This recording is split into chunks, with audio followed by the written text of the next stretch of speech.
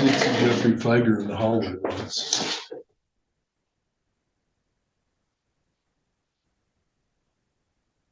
Let me know when you're ready there, Nate. Ready? I am. Sorry. We are on the record this morning now for the 28th Circuit Court here in Westford County. We begin today's docket call by taking up the case of the people of the state of Michigan versus Mindy Sue McNamara. This file number is 25-14148-FH. Appearances from counsel, please. Nate Carnes on behalf of the people. And I'm Jeff Harrison. I'm here on behalf of Mindy Sue. She's joined me at the table. Thank you. We are here today for a restitution hearing. Sentence was given in this case back in December of 2025 per request of the plaintiff or prosecutor's office. The court kept open restitution. Looks like the sentencing was on December 19th. Is a request. I think last I knew the request was for $1,770. Mr. Carnes, do you have any? Well, but Mr. Harrison's standing up. I was just anticipating. Nope. Go ahead, though. I'm sorry. I didn't mean to interrupt. Before you came up, Mr. Carnes, I asked Mr. Harrison whether or not we had an agreement as the amount. He said, well, not really, but he had some other questions of his client, but really the ball is in your court. I know Mr. Ingelston is here. He's the victim in the file. What would you like to do? Your Honor, Mr. Ingelston has previously testified Okay. at a hearing for which Ms. McNamara was not present. So I think this is just a continuation. All right. And it's up to defense to present at this point. All right. Thank you. Mr. Harrison. Yeah, I believe that's the correct posture. I would simply like to proceed and call Ms. McNamara as a witness. Ms. McNamara, please raise your right hand. And do you swear or affirm that the information and testimony that you're about to provide shall be the truth, the whole truth, and nothing but the truth? I do. And you may go ahead and have a seat right there and allow Mr. Harrison to conduct the question from that position. Thank you, Your Honor. You're welcome. You may continue, sir. Are you familiar with who Steve Ingelston is? I am. How do you know him? He's a neighbor and a drug dealer guy. Okay, but there was an occasion upon which you removed some items from his home. That's true. Okay, can you describe the things that were removed? Funny. A torch with a the everything. Okay. Make sure you speak up a little bit. I'm having a difficult time hearing you, and Nancy may as well. Thank you. With a lighter torch. Like a laser pointer? Yes, that was it. And, Okay. and money, $436. And how was this $436 packaged? It was just sitting on the table. Okay, just loose money in a It wasn't pile, all, it was just together $436. like in a little stack? Yep. It wasn't inside an envelope or anything like that?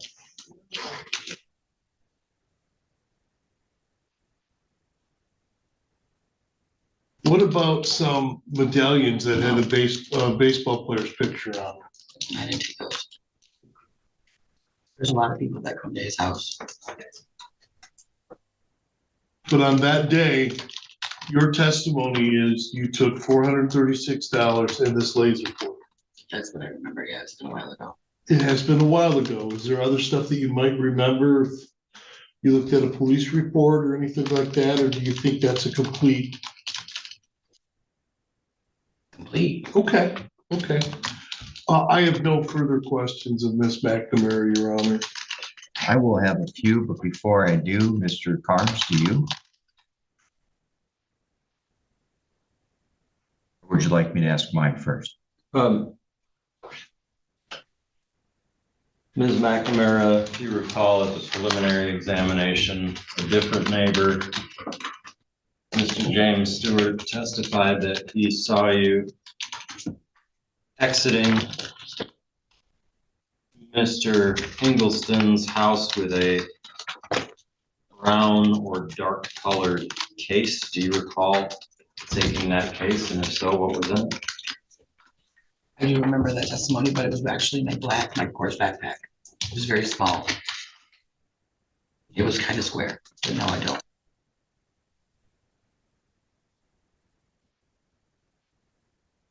No further questions? Ms. McNamara, I'm gonna have a few questions. All right. Where was Mr. Ingelston living at the time this event occurred, which I believe was on October 19th of 2025? He was living 3 doors down from the place I was. And that's over on Farm Street, Yes, Your Honor. and had prior to August 19th of 2025, had you been in his home more than once? Absolutely, Your Honor. Okay. And what caused you that day to go into the home and then take the money? I had sold him a lawnmower, and he was a drug dealer on the streets. Right. No. So I had entered his home many times. And we had did business together, and he didn't pay me for money. He hadn't paid me for the lawnmower. Right. And how much was that lawnmower to be? How much was he to pay for the lawnmower? It was supposed to be $1,000. He had given me something in lieu of I don't need to know what. That's fine. money. So the rest of it was owed. It was around $450. Okay. The money, and then you said you took a laser pointer or something? Yeah, yes, Your Honor. It was brand new in a box. It looked like it just came from like Amazon or something. I just didn't really know what was in the box. I just grabbed the box. Right.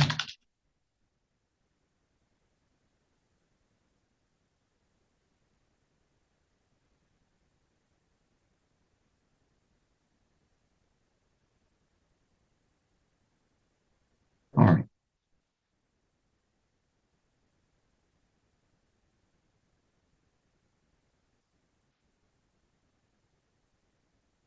And when you went into the residence, from where did you take that money? The residence.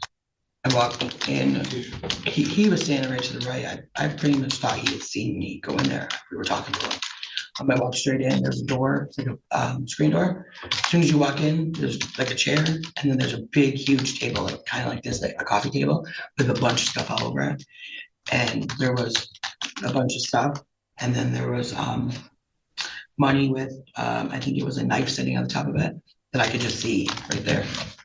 And what time of day or night was this event? It was noon, maybe.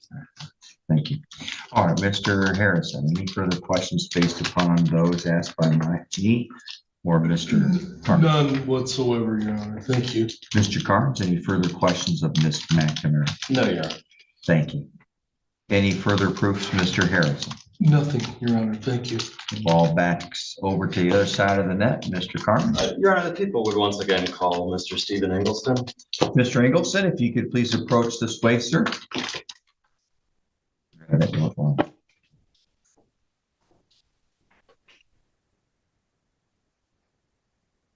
All right, Mr. Ingelston, right there, go ahead and raise your right hand. Sir, do you swear or affirm the information and testimony you're about to provide shall be the truth, the whole truth, and nothing but the truth, sir? I do. Sir, you may go ahead and take a seat. Are you okay with steps? Yep. All right, thanks. Mr. Carnes, the floor is yours. Good morning, Mr. Ingelston. We were here about a month ago and you testified about an envelope with some money in it. Yes. How much money was in that envelope? $1,520. And how do you know that amount of money was in that envelope? Because that's the money I was raising up to pay my back taxes on my property. People working with me, we had a roll for more. I was $30 shy of paying my back taxes. What was the amount of back taxes? It's about $15.50, I believe.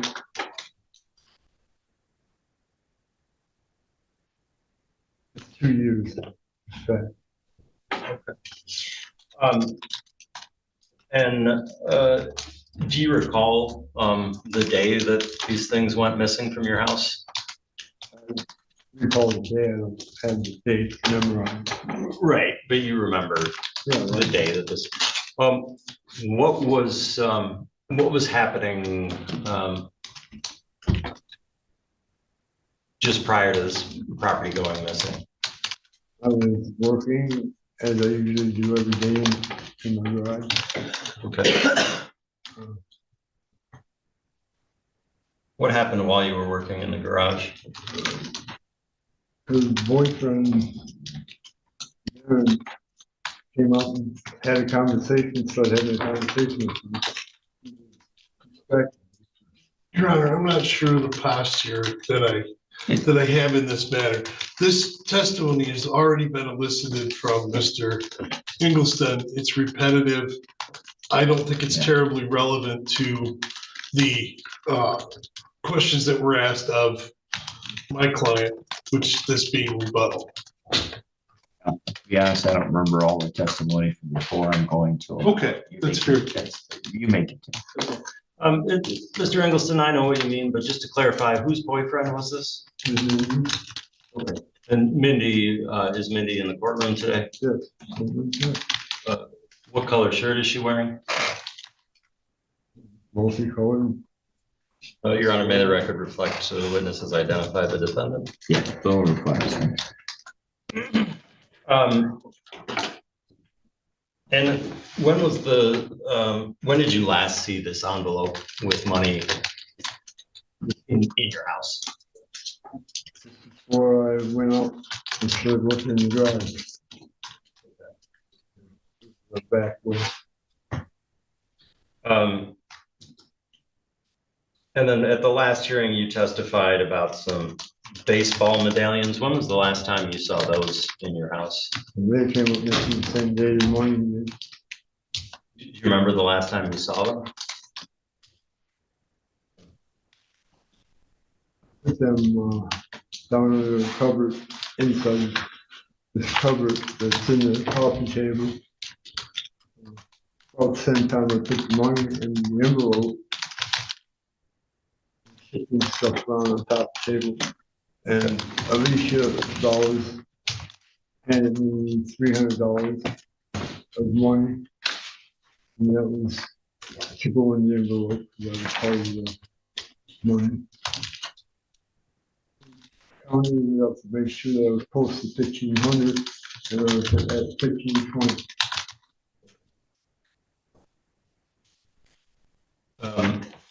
Similar question. You testified about a missing laser pointer. When was the last time you saw that in your house? That day. And you also testified about a missing cell phone. When was the last time you saw that in your house? I used my cell phone every day, so it was that day. Okay, this was your cell phone? Yeah. Okay.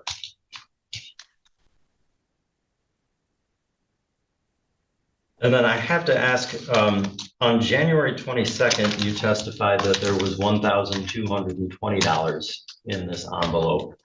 Do you recall testifying to that? Well, the total amount, and I had talked to Alicia about it. She said that we came out to a total of $1,520. When did you speak with Alicia about that? The same day that this happened.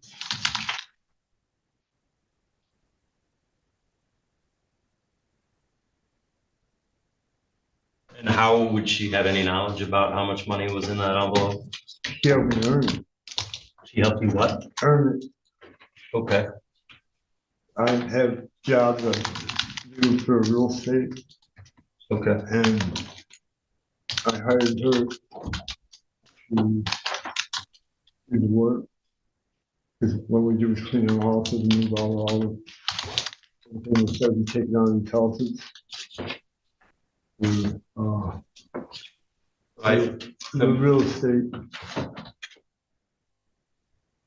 He manages that somehow. Okay. But if I understand you were working together, how would she have specific knowledge as to the exact amount of money in that envelope? Because we were working together to get my taxes paid, so they moved my property. Okay.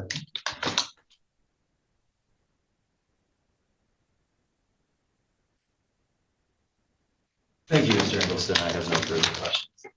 Mr. Harrison, do you have any questions for the witness, sir? I do, just to clarify. Good morning, Mr. Ingleston. You were here when Ms. McNamara testified, were you not? Just now? Yes. Okay. She talked about some deal you had with her regarding a lawnmower. Do you recall that? Oh, yeah, I do. The stolen lawnmower. Okay. Did you, I contacted the owner of the lawnmower. did you file a police report? Excuse me?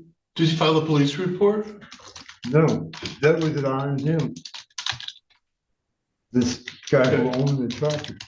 I asked him, I said, I prepaid for this tractor.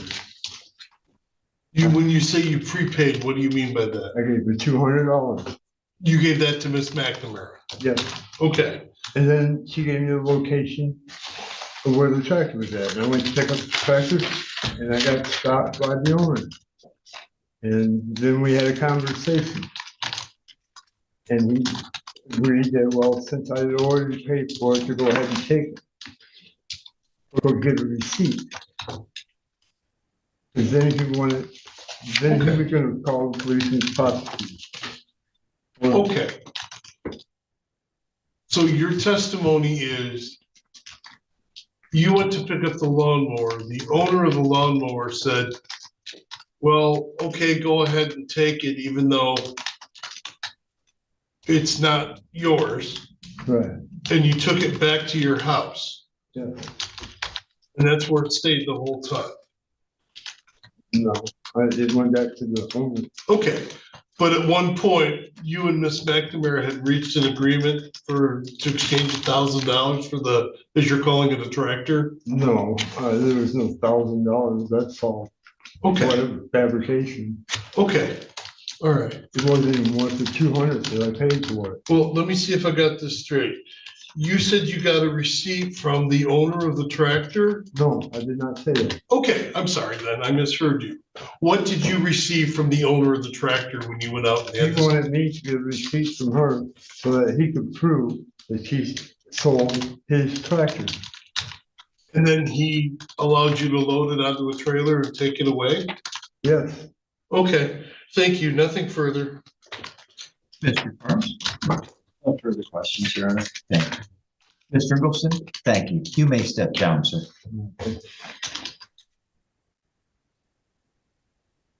Any further, Mr. Carnes? No, Your Honor, thank you. Thank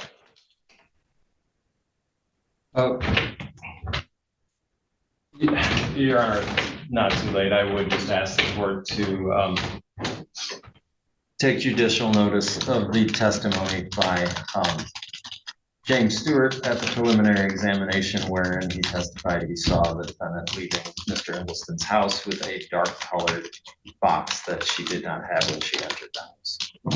I shall take that into judicial notice, and I have just reviewed it.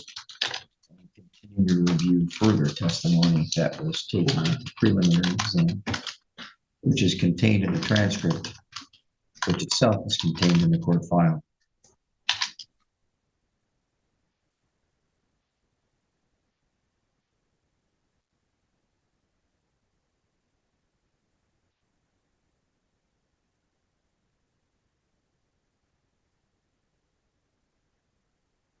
All right, thank you. Anything to argue? Yes, Your Honor, I would ask the court to award restitution to Mr. Ingleston in the amount of $1,750. That is the total of $1,520 in cash in an envelope. Cell phone, he testified at the previous hearing on January 22nd, that was worth $200. A laser pointer that he testified at the previous hearing was worth $30. And the baseball medallions that he testified at the previous hearing were worth $100. I think that people have shown by a preponderance of evidence that that is everything that was taken. And again, I do think that the baseball medallion amount is supported by the testimony. Not the amount, but the fact that they went missing is supported by the testimony at the preliminary examination. Mr. Harrison? Well, this entire hearing turns on weight and credibility. On one hand, we have Ms. McNamara, who has no incentive to, okay, maybe she has a financial incentive, but why in the world would she come forward and say to this court while she's on probation that there was an odd amount of money, such as $436 involved, if that were not the case? Secondarily to that, the envelope, the magic envelope that keeps changing. In terms of, at one point, it was said to have $1,220 in it. Now it's said to have $1,520 in it. And of course, Ms. McNamara testified that this money that she took was not contained in an envelope or any other kind of packaging at all. Let's back up yet another step. There was discussion in both sessions of this hearing with regard to some lawnmower. I still don't. Obviously, and from Ms. McNamara's perspective, she thought she had an agreement with Mr. Ingelston for the exchange of $1,000, and that at some point he still owed her a balance of about $450, which is not so coincidentally the amount of money that she located and removed from his house that day.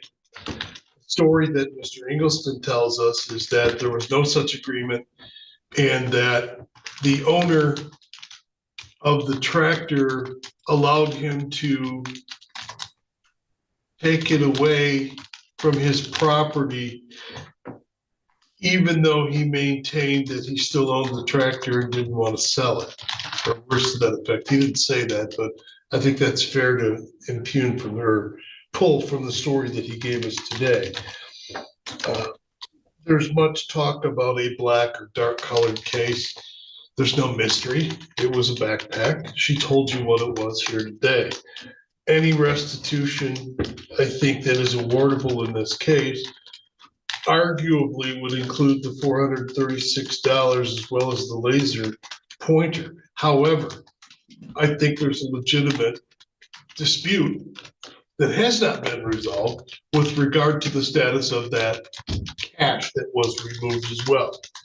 She stands convicted of a crime involving her taking these items, or an item, from Mr. Ingelston's house, for which she is currently on probation.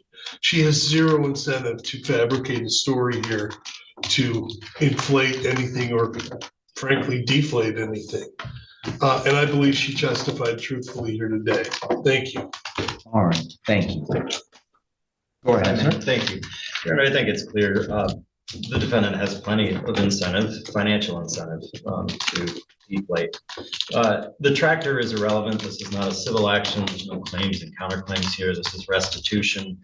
Even if there was money owed, it's illegal to break into somebody's house and take that money. I'm not saying there was money owed. I don't know. It's irrelevant. Well, lastly, $1,520 was testified to by Mr. Ingelston at the preliminary examination. I'm referring to the second transcript on October 20th, 2025, page 7, line 17. Thank you. All right. Well, there we go.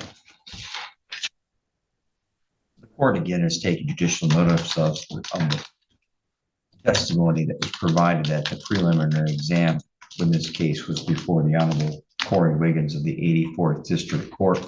That testimony was taken on two different dates. October 7th had a bit of testimony from Mr. Ingelston, and then the rest of the testimony came from James Stewart, not of the Hollywood fame. And then on October 20th, a continuation of further testimony from Mr. Ingelston. I think that the tractor element of the story might lend it some color. It really is not all that relevant. So to me, this black box is somewhat ironic, or black container. To me, it reminds me of Schrödinger's box with the cat inside and superposition inside.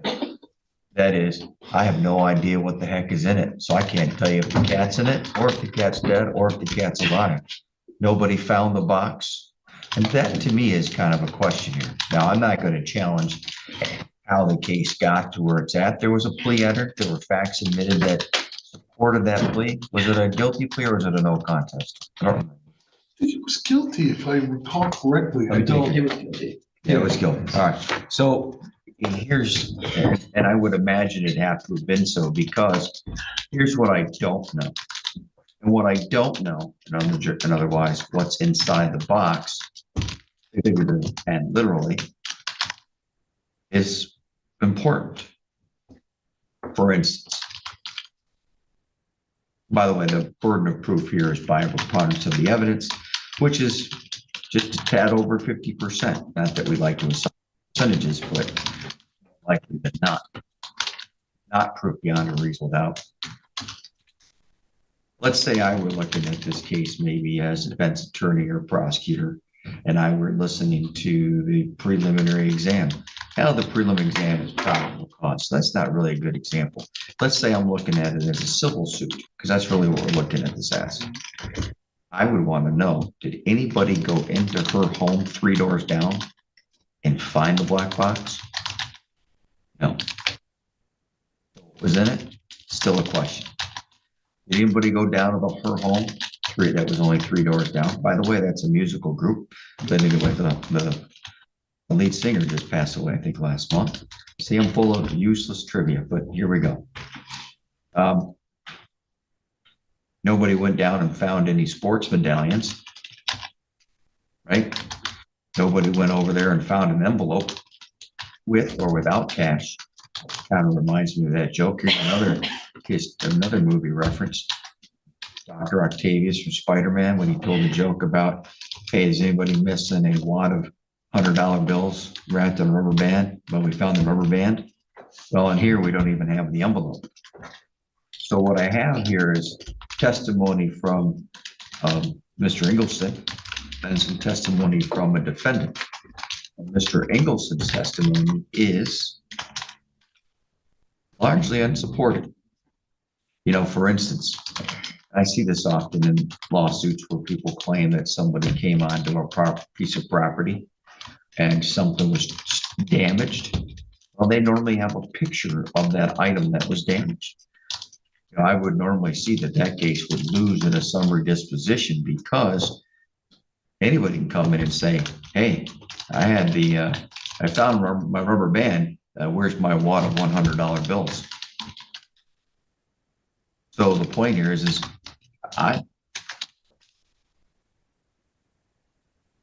don't know. I'm not second guessing the entrance of the guilty plea or any advice from counsel. Maybe there's something I don't know about the police report or other facts out there or witnesses. Remember, I only know what Ms. McNamara told me and what I've heard today from Mr. Ingleston. But when I look at it just superficially now, from this way off, from the side perspective, yep, she was in the house, but lots of people apparently had access to the house. Yep, she was in there, and he didn't, and Mr. Ingleston didn't notice it at first, but he also didn't notice the other guy, I think his name was Darren, approached. He doesn't know if Darren went into the house.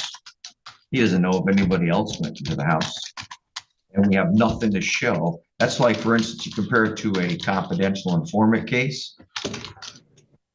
TNT documents the dollar bills that are used to help buy the drugs for a reason. So they then can find the dollar bills with those serial numbers on them to prove this was the money, this is what we did. There really isn't any of that here. The only thing I've gotten admission to is, at the very least, $436 and a laser pointer that she admitted to taking. If I'd had somebody who'd found the rubber band, or in effect, well, the envelope, and it had Mr. Ingleson's writing, sure, there'd be some evidence. Boom. That would tip it beyond proof, beyond or by a preponderance of the evidence. Without that, it's merely the overused, often misunderstood quantum physics question of Schrödinger's cat. We've got no idea what was in that box. and the box is gone. I hope there wasn't a cat in it. Anyways, the court finds that the defendant, and oh, by the way, this is what it ends up doing. It ends up leaving judges sometimes with that feeling of trying to be equitable. That line is often misused by judges who want to feel emotion and tie it and connect. I have emotions in cases toward every case, but it doesn't matter. I just want to look at the facts. It would be very easy for me to say, well, you want 770, you want 436. Let's just split it in the middle and go $1,000. But then how the heck do I do that? That's just random guessing. That would be unjust, sorry. Therefore, and by the way, I don't have an idea of what the pointer costs. However, I have laser pointers over here that I have purchased through Wexford County funds that are part of my budget. And I can tell you that I know, at least based upon them, on average, what they cost. No one ever uses them during the trial, but that's okay. Sometimes I'm tempted to use it when the attorneys are testifying and taking way too long and shoot them with the laser to see if the jury's paying attention, but I've got to do it. Regardless, the court therefore orders that restitution will be set at $460, which I think is about a $25 cost for a laser printer, give or take a few dollars. That is the order of the court. Now also, please keep in mind that this is for Mr. Ingleson. Mr. Ingleson, all I'm doing is setting restitution based upon the information that has been presented. What hasn't been presented might be able to be presented other ways. No, you can always file a lawsuit or a small claims case. But I suspect that even in a small claims case, there would still be the question of what is inside McNamara's box. And by that, I meant that whatever it was, black box or black bag, whatever it was. All right, folks, Ms. McNamara, I remind you that last time you were here for sentencing, the court advised you that you had the right to appeal. You didn't file any appeal. If you choose to appeal my restitution, you can still do so. It'll take a year to do so, but if you want to, you may still submit another request within 42 days. If you want that form, it was given to you last time you were in court. If you need another copy of one, you may ask Mr. Harrison or Madam Clerk to provide you one. All right. Thank you, Your Honor. Thank you, folks. We are adjourned. Thank you, Your Honor.